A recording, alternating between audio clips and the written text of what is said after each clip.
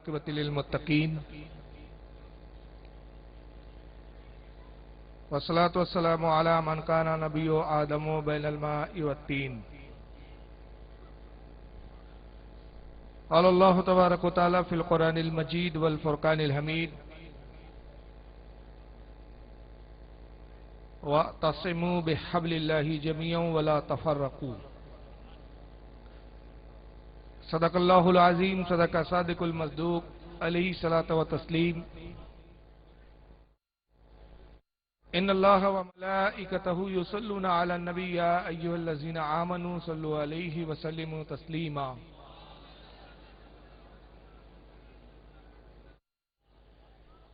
اللہم صلی علی سیدنا مولانا محمد عدد ما فی علم اللہ صلاۃ دائمۃ بدوام الملک اللہ صلی اللہ تبارک و تعالی علیہ وسلم۔ آواز بڑھائیے، آواز بہت کم لگ رہی ہے۔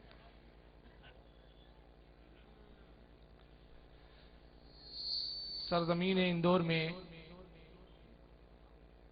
بامبے بازار کے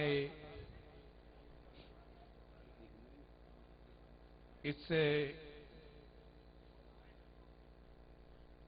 علاقے میں آج کا یہ عظیم الشان ایک روزہ جلسہ جو یہاں کے نوجوانوں نے بڑی محنت اور کاوشوں کے بعد جس کا انعقاد کیا ہے، قابل مبارکباد ہے یہاں کے نوجوان کہ جنہوں نے اس عمر میں کہ جوانی کی وہ عمر ہوتی ہے کہ جب عموماً انسان مذہب کی طرف مائل نہیں ہوتا بلکہ رنگ رلیوں کی طرف متوجہ رہتا ہے، ان نوجوانوں پر یقیناً یہ اللہ رب العزت کا فضل و کرم ہے کہ اللہ تعالیٰ نے عمر کے اس حصے میں نے اپنے بزرگوں کی عقیدت عطا فرمائی، مذہبی شعور عطا فرمایا، اور ایسے ماحول میں اور ایسے پرفتن دور میں کہ جبکہ آج کل انسان ایسی عمر میں مذہب کی طرف عموماً راغب نہیں ہوتا ہے، ایسے پرفتن دور میں انہوں نے اپنے دین و مذہب کو جاننے کے لیے، اپنے مسلک کو سمجھنے کے لیے آج اس جلسے کا انعقاد کیا۔ میں اللہ کی بارگاہ میں دعا گو ہوں کہ مالک کائنات ان نوجوانوں کے حوصلوں میں بلندیاں عطا فرمائے۔ ساتھ ہی میں شکر گزار ہوں تمام اندور کے علماء اہل سنت کا کہ جنہوں نے انتہائی قیمتی وقت اپنا اس حقیر و فقیر کو عطا فرمایا اور اپنے قیمتی اوقات میں سے کچھ گھڑیاں آج کے جلسے کے لیے انہوں نے عطا فرمائی۔ آپ اور ہم دیکھ رہے ہیں کہ مسند رسول پر اس وقت علماء اہل سنت کا ایک قافلہ موجود ہے۔ رب تبارک و تعالیٰ کی بارگاہ میں دعا گو ہوں کہ خالق کائنات ان علماء اہل سنت کا سایہ ہم پہ دراز فرمائے، ان کے فیوز و برکات سے بھی ہمیں فیضیابی عطا فرمائے، ان کی عمر میں، علم میں، عمل میں، رزق میں، تمام چیزوں میں برکت عطا فرمائے۔ اشتہار کے ذریعے آپ کو یہ بات معلوم ہو چکی ہے کہ آج کے جلسے کا عنوان ہے تحفظ عقائد اہل سنت۔ آخر سوال یہ پیدا ہوتا ہے کہ تحفظ عقائد اہل سنت کے عنوانات پر یہ جو جلسے ہمارے یہاں منعقد کیے جا رہے ہیں، اس کی ضرورت اور حاجت کیوں محسوس ہو رہی ہے؟ ایک زمانہ تھا کہ ہندوستان میں جب اسلام آیا تو اسلام صوفیہ اکرام کے ذریعے آیا۔ آپ سب جانتے ہیں، جو لوگ تاریخ کا مطالعہ کرتے ہیں انہیں پتا ہے کہ اسلام کو لانے والے سب سے زیادہ اسلام مشائخ کا اور صوفیہ کا ضرور رہا ہے۔ مجاہدین نے یہاں پر جہاں ظلم و ستم کو ختم کیا، وہیں صوفیہ اکرام نے اس سرزمین ہندوستان کو اپنا مسکن بنایا، یہیں آباد ہوئے، تبلیغ کی، دین اسلام کو خوب پھیلایا، دین اسلام کو پھیلا کر یہاں کے لوگوں کو کفر سے ہٹا کر جنت کی طرف گامزن کیا۔ ہندوستان کی سرزمین پر اولیاء کرام کا بہت بڑا احسان عظیم ہے۔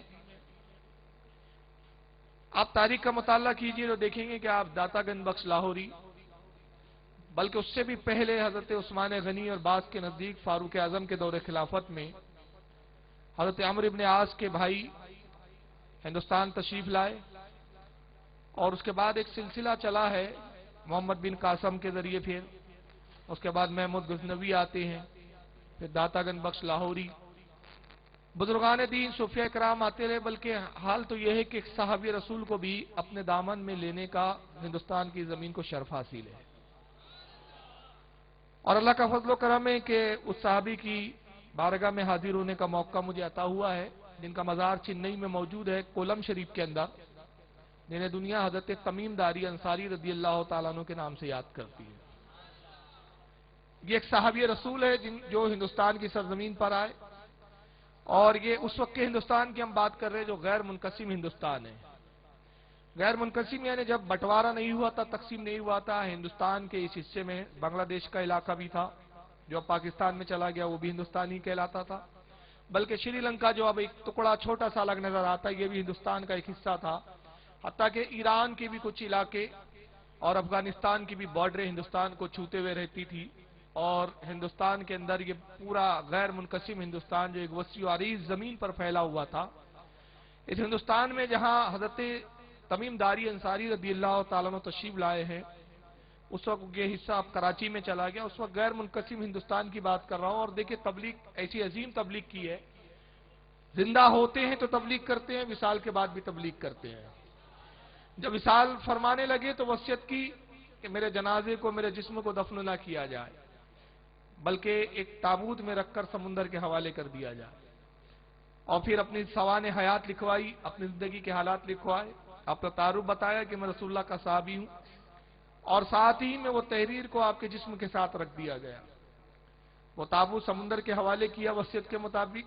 कई साल तक वो समुंदर में वो ताबूत बहता रहा, और यहां तक कि कोलम शरीफ के समुंदर के किनारे जब लगता है तो वहां कुछ मछुआरे हैं गैर मुस्लिम जो मछलियों को पकड़ रहे हैं। एक संदूक को आता हुआ देखा, संदूक को पकड़ा उन्होंने, करीब किया, लाया, खोला, देखा तो एक उसमें जिस्म रखा हुआ था और पूरी तहरीरें मौजूद थी। उन्होंने किसी जानने वाले को बुलाया और कहा कि क्या लिखा है, जरा पढ़ के बताइए। अब जैसे जैसे पढ़ने वाला उनकी जिंदगी के हालात पढ़ता है और उनकी वसीयत को पढ़ता है, वैसे वैसे इनके ईमान के दरीचे खुलते जाते हैं, दिल के दरीचे खुले। और उन्होंने कहा कि जिस गुलाम का ये आलम है कि बरसों जिसका जिस्म सलामत है, इसके आका का जिस्म कितना सलामत होगा, और ये कितना सही मजहब होगा कि मरने के बाद भी इनको बका मिल जाती है। दर हकीकत इस्लाम ही है ऐसा मजहब कि ये तो फानी जिंदगी है, मरने के बाद ही हमारे यहाँ बका की जिंदगी शुरू होती है। तो उन्होंने जब देखा तो इस्लाम में दाखिल हुए, वहीं उनकी मजार अक़दस बनाई। आज बिल्कुल समुद्र के किनारे मजार है। तो जिंदा थे तो तबलीग किया, विसाल के बाद भी तबलीग का सिलसिला जारी रहा। तो हिंदुस्तान में सूफिया का बड़ा एहसान है, बुजुर्गान दीन का बड़ा एहसान रहा है। यही वजह है कि हिंदुस्तान की सरजमीन को अल्लाह के नबी ने भी पसंद फरमाया है। आप कहेंगे भाई हमें तो कोई ऐसी सरी हदीस मिली नहीं है कि जिससे हम पता लगाएं कि अल्लाह के रसूल ने कहां पसंद फरमाया। मैं कहता हूं हदीस बाज़ाहिर रावियों से नहीं मिलेंगी आपको, मगर मोतबर उलमा की मोतबर किताबों में यह बात तो मिलेंगी कि जब सरकार गरीब नवाज को हिंदुस्तान भेजा गया है तो सरकार गरीब नवाज खुद अपनी मर्जी से हिंदुस्तान नहीं आए, बल्कि नबी ने फरमाया जाओ हिंदुस्तान और तबलीग करो। तो रसूलुल्लाह का हिंदुस्तान की तरफ मोइनुद्दीन अजमेरी चिश्ती रहमतुल्लाह ताला अलैह को भेजना इस बात की दलील है कि हिंदुस्तान की जमीन से नबी को भी मोहब्बत है, और सरकार को इतनी मोहब्बत है कि आप सुनन नसाई उठाएं, हदीस की किताब है सियासत्ता में, ये 5वें नंबर पर आती है इब्ने माजा से पहले। नसाई में आपको एक बाब मिलेगा, इमाम नसाई ने एक बाब कायम किया, बाबी का नाम है गज़वातुल हिंद। हिंदुस्तान में गज़वात का बयान, जंगों का बयान। हजरत अबू हुरैरा से 3 रिवायतें नकल की इमाम नसाई ने, और तीनों रिवायत तकरीबन एक ही मजमून की है, सिर्फ सनद अलग अलग है। अबू हुरैरा कहते हैं कि अल्लाह के नबी ने फरमाया कुर्बे कयामत 2 गिरोह हक पर होंगे। फरमाया एक गिरोह तो वो हक पर होगा कुर्बे कयामत जो ईसा अलैहिस्सलाम के साथ होगा, जो ईसा मसीह के साथ होगा, और दूसरा गिरोह वो होगा जो हिंदुस्तान की सरजमीन पर होगा और मुशरिकीन और काफिरों से जिहाद कर रहा होगा।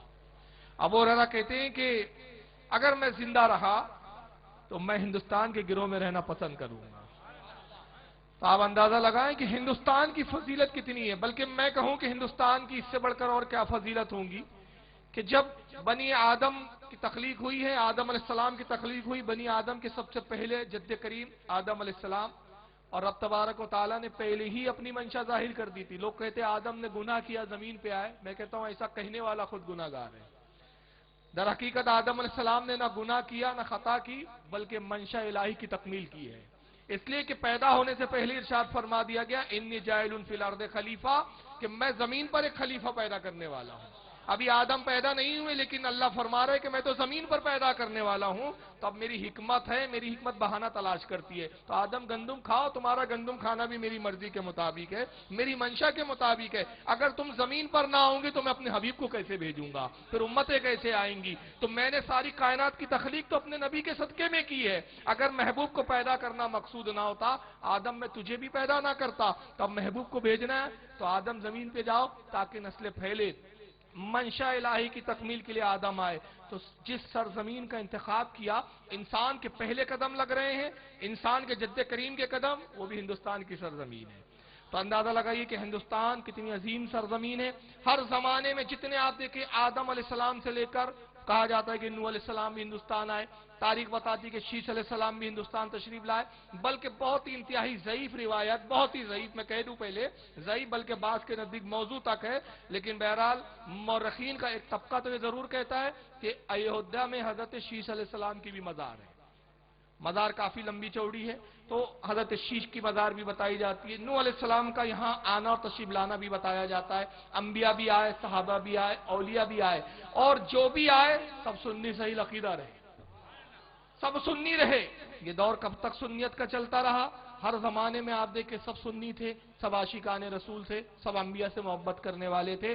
बल्कि मैं यहां तक बार बार कहता हूं कि अमीर खुसरो रहमतुल्लाह ताला अलैह निजामुद्दीन औलिया के खलीफा है, निजामुद्दीन औलिया के मुरीद है। वो अपने एक अशार में तो यहां तक फरमाते हैं कि हिंदुस्तान, तारीफ करते हैं हिंदुस्तान की, कहते हैं हिंदुस्तान तो कितना सुन्नी खेज मुल्क है, कितना सुन्नी खेज है, यहाँ सुन्नियत को कितनी फरावानी है, यहाँ सुन्नियत के अलावा कुछ नजर नहीं आता। हाल तो ये कि समंदर से जो, दरिया से जो मछली निकाली जाए वो भी सुन्नी निकलती है, मछली भी सुन्नी निकलती है। तो सब सुन्नी रहे, लेकिन फिर न जाने क्या हुआ कि इस हिंदुस्तान को कुछ लोगों की नजर लग गई। कुछ लोगों को हिंदुस्तान का ये अमन पसंद नहीं आया, तो उन्होंने कुछ जमातें पैदा की, कुछ नए फिरके, कुछ नए अफकार लाए, और वो जो 1300 और 1400 साल से बुजुर्गान दीन को मानने का सिस्टम चला आ रहा था, जो दौर चला आ रहा था, उसको उन्होंने शिर्क को बिदअत करार दिया और कहा कि ये सब इस्लाम यहां से वहां तक सब गलत था, इस्लाम अब हमने नया लाया। मैं ताज्जुब में पड़ गया कि बानी इस्लाम रसूलुल्लाह 1400 साल पहले आए थे कि अब आ रहे हैं। अरे जब नबी आए तो वो इस्लाम ज्यादा मुस्तहकम होगा। जितना आप पीछे जाएंगे इस्लाम मजबूत होता जाएगा, जितना हम आगे बढ़ते जाएंगे हम नबी से दूर होंगे, कयामत से करीब होंगे, और कयामत हौलनाकी की चीज है। और जितना हम पीछे जाएंगे अपने नबी से करीब होते जाएंगे, और जितना नबी से करीब होंगे इस्लाम मजबूत होता जाएगा, अकीदा मजबूत होता जाएगा। तो मैं कहता हूं कि जो आज तफरीक की बातें कर रहे हैं, तफरीक के नाम पर लोगों में इख्तिलाफ पैदा करना चाहते, आज हम उनको इत्तेहाद की दावत देने बैठे हैं। हमारा मकसद तफरीक को बढ़ाना नहीं, हमारा मकसद तफरीक को और हवा देना नहीं, हमारा मकसद इख्तिलाफ को आग लगाना नहीं, बल्कि आग को दहकाना नहीं, बल्कि हमारा मकसद ये है कि जो बिछड़ गए हैं उनको सही रास्ते की रहनुमाई कर देना है, उनको याद और एहसास दिलाना है कि तुम भटक गए हो, आओ हम तुम्हें मंजिल का पता बताएं। तुम अपनी मंजिल को गुम कर चुके हो, तुम अपनी मंजिल को खो चुके हो। अगर तुम्हें मंजिल जानना है तो देखो, मैं एक मिसाल देता हूं, आपने एक मुहावरा सुनाऊंगा कि सुबह का भूला शाम को लौटाए तो उसे भूला नहीं कहते। सुना है कि नहीं? तो भूला कौन होता है? जो अपने घर को छोड़ के निकल जाता है। भाई जो घर में हो उसको आप भूला हुआ कहेंगे, रास्ता भटका हुआ कहेंगे। जो घर से निकला, रास्ता गुम हो गया, भटक रहा है इधर उधर, अपनी मंजिल की तरफ, अपने मरकज, अपने घर की तरफ नहीं पहुंच पा रहा है, कहा जाएगा साहब ये भटक गया है रास्ते से। तो अब मैं कहता हूं कि देखिए, वो कहते हम भटके, हम कहते आप भटके, फैसला कैसे हो? फैसला कैसे हो कि भटका कौन है? तो मैं कहता हूं बहुत सिंपल सी बात है کہ محاورے کے اعتبار سے ہی نہیں بلکہ حقائق کے اعتبار سے بھی آپ غور کریں کہ جو اپنے گھر کو چھوڑتا ہے، اپنے بزرگوں سے جدا ہو جاتا ہے، وہ بھٹک جاتا ہے۔ تو آج جو لوگ کچھ نئے منہج کی بات کر رہے ہیں، کچھ نئے طریقے کی بات کر رہے ہیں، میں کہتا ہوں آپ ادھر ادھر مت دیکھیے، اپنے ابا کو ہی دیکھ لیجئے، اپنے دادا کو ہی دیکھ لیجئے، اپنے پردادا کو ہی دیکھ لیجئے۔ تو جب آپ اپنے دادا پردادا کو دیکھیں گے تو سب غریب نواز کے ماننے والے نظر آئیں گے، غوث پاک کے چاہنے والے نظر آئیں گے، سب نظر و نیاز کے قائل نظر آئیں گے۔ تو آج آپ ہٹے ہیں کہ ہم ہٹے ہیں؟ ہٹے تو آپ ہیں۔ تو اب ہم آپ سے اپیل کر رہے ہیں کہ جو آپ ہٹ گئے ہیں، دور ہو گئے ہیں بہت، اب بھی وقت ہے اس سے پہلے کہ آپ آنا چاہیں اور درمیان میں ملک الموت آپ کا راستہ روک لے، اس سے پہلے خدا را لوٹ آئیے، اس سے پہلے آ جائیے اپنی منزل کی طرف۔ اور یہ ہونا ہے اصل میں، دیکھیے آج میں اگر یہ کہوں کہ سب ایک ہو جائیں، یہ ممکن نہیں ہے۔ یہ بات کہنا کہ سب ایک ہو جائیں، میں کہتا ہوں روئے زمین کی اس سے بڑا جھوٹ کوئی ہو نہیں سکتا۔ آپ پوچھیں گے یار یہ بات کیسی کر، ایک طرف آپ اتحاد کی بھی بات کر رہے ہیں، دوسری طرف آپ کہہ رہے ہیں، میں کہہ رہا ہوں جی میں ساری جماعتوں کو ایک کرنے کی بات نہیں کر رہا ہوں، میں بھٹکوں سے کہہ رہا ہوں کہ اپنے نشان منزل کو دیکھیے، اپنی منزل پر آ جائیے، اپنے مرکز پر آ جائیے، ادھر ادھر مت بھٹکیے، کیونکہ ہم سارے فرقوں کو ایک نہیں کر سکتے، ساری جماعتوں کو ایک نہیں کر سکتے۔ اب کیوں نہیں کر سکتے جاننا چاہیں گے آپ؟ آئیے مانیٹر پہ پھر حدیث کو دیکھ لیں۔ تو حدیث وہ ہوتی ہے جو نبی کا فرمان ہوتی ہے، اور نبی کا فرمان کیا ہوتا ہے؟ پتھر پہ بنائی ہوئی لکیر تو مٹ سکتی ہے لیکن نبی کا قول اور جملہ نہیں مٹایا جا سکتا۔ اس پر کسی کو شک ہے؟ رسول کی بات پتھر کی لکیر سے زیادہ مضبوط ہوتی ہے۔ پتھر کی لکیر کو تو مٹایا جا سکتا ہے لیکن رسول اللہ نے جو فرما دیا وہ اٹل ہے، وہ ہو کر ہی رہنے والا ہے۔ آئیے میں کتاب دکھاؤں آپ کو، ایسی کتاب جس کو سب مانتے ہیں، سیاستہ میں شامل ہے، نام ہے جامع ترمذی، الجامع صحیح، جس کو سنن ترمذی کے نام سے بھی کہا پکارا جاتا ہے، جامع ترمذی بھی کہا جاتا ہے۔ آپ کو معلوم ہونا چاہیے کہ حدیث کی 6 مشہور کتابیں ہیں۔ کتابیں تو بہت ہے حدیث کی، لیکن 6 مشہور کتابیں جو سیاستہ میں شامل ہے، سیاستہ میں جس کو شمار کیا گیا، ان میں سے ایک ترمذی ہے جو تیسرے نمبر پر آتی ہے، چوتھے نمبر پر۔ پہلی آتی ہے بخاری، 6 حدیث کی صحیح کتابیں مانی جاتی ہے سیاستہ، جس میں بخاری، مسلم، ابو داؤد، ترمذی، ابن ماجہ، نسائی۔ اس کے اندر جامع ترمذی ابو داؤد شریف کے بعد آتی ہے، یعنی چوتھے نمبر پر ہے۔ آئیے ترمذی کی یہ وہ حدیث میں پیش کروں جو متفق علیہ ہے۔ متفق علیہ یعنی جس پر سارے محدثین کا اتفاق ہے، بلکہ کمال تو یہ کہ کسی فرقے کا اختلاف نہیں اس پہ۔ اس کو ذرا فل دکھائیے تاکہ پڑھنے میں آئے وہ۔ تو یہ کتاب دیکھیں آپ، فل اسکین پیج مانیٹر پہ ہو سکتا ہے آپ کو دکھ رہا ہو، ابھی بڑا ہوگا تو اور کلیئر دکھ جائیں گا۔ کتاب الایمان ہے ترمذی کا، اور یہ ایک ایسی حدیث ہے جس پر کسی فرقے کا اختلاف نہیں ہے۔ کمال تو یہ کہ کسی کا اختلاف نہیں ہے، اور جس حدیث پر اختلاف نہیں ہے میں اسی حدیث سے بتانا چاہتا ہوں کہ حقیقت کیا ہے، اسی حدیث کی روشنی میں بتانا چاہتا ہوں کہ حق کیا ہے، اسی حدیث کے تحت میں بتانا چاہتا ہوں کہ حق کو آپ پہچانیے۔ کتاب الایمان ہے جامع ترمذی کی، اور اس کی حدیث نمبر ہے 2641، حدیث نمبر 2641۔ حدیث پوری لمبی ہے، امام ترمذی نے پہلے تو سند بیان کی، اور سند انہوں نے پہنچائی ہے حضرت عمر، عبداللہ ابن عمر رضی اللہ